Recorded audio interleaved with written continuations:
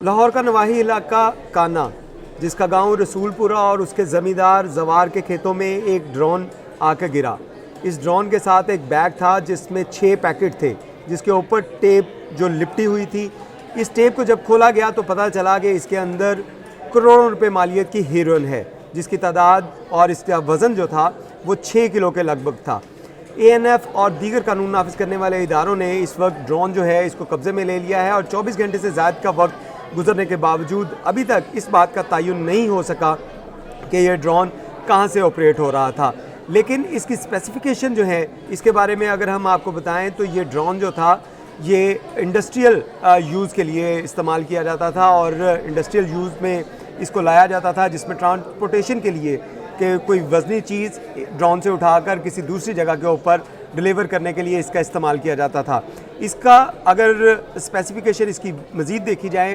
तो इसकी स्पेसिफिकेशन के मुताबिक ये 10 किलो से ज़ायद का वज़न जो है वो कैरी कर सकता था और इसकी जो रेंज है वो 4 से 5 किलोमीटर, यानी कि इसको रिमोट के साथ उड़ाया जाता है और 4 से 5 किलोमीटर का रेडियस जो है ये रिमोट की मदद से इसको ऑपरेट किया जा सकता है। और इसमें जो ड्रोन के बारे में बताया जा रहा है अब तक की इन्वेस्टिगेशन के मुताबिक कि ये ड्रोन जो था ये 10 केजी से ज़ायद का वज़न कैरी कर सकता था। इसके साथ साथ आपको ये भी बताते चलें कि इस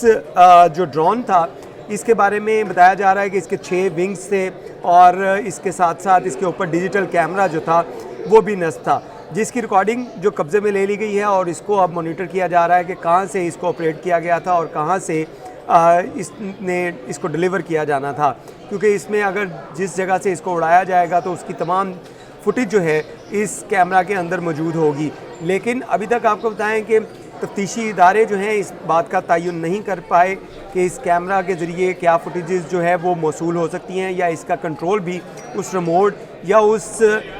जो मोबाइल जिसके साथ इसको डिवाइस इसके साथ लिंक की जाती है उसके अंदर सारी फुटेज थी, या ये जो फुटेज है रिकॉर्ड करने की अहलियत भी रखता था। दूसरी जानिब आपको ये भी बताते चलें कि लाहौर में इस तरह का एक वाक़या पहले भी रूनुमा हो चुका है, जिसमें कुछ लोग लाहौर से, क्योंकि लाहौर और पाकिस्तान और इंडिया का बॉर्डर जो है वो लाहौर का जो बॉर्डर जिसको कहा जाता है, इसका अगर रेडियस देखा जाए तो जहाँ पे एक बरकी का इलाका है उसके साथ साथ वागा और अटारी सरोबा और काना जो बिल्कुल बॉर्डर के ऊपर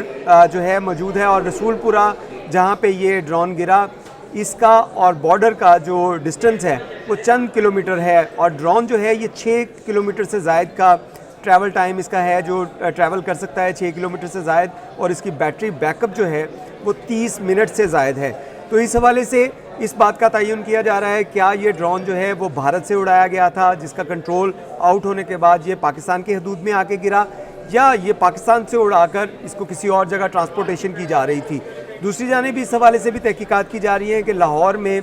पुलिस की जानिब से इसके ऊपर बड़ा वर्किंग की जा रही थी, नाके मौजूद थे। उन नाकों से बचने के लिए क्या ये ड्रोन जो है इसका इस्तेमाल किया गया मंशियात को स्मगल करने के लिए, मंशियात को किसी इलाके में डिलीवर करने के लिए, या इसको बॉर्डर पार भेजना था, या ये बॉर्डर पार से यहाँ पे आया। तो ये तमाम चीज़ें अभी तहकीकात का हिस्सा बनेंगी। अभी इसके ऊपर इन्वेस्टिगेशन जारी है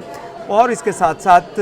पुलिस की जानिब से इस पर मुकदमा दर्ज किया गया। जो पहले हमने जो इस हवाले से जो जिक्र किया कि एक वाक़या लाहौर में पहले भी ऐसा हो चुका है जिसमें लाहौर से मंशियात को स्मगल करने के लिए ड्रोन का इस्तेमाल किया गया था, उसका मुकदमा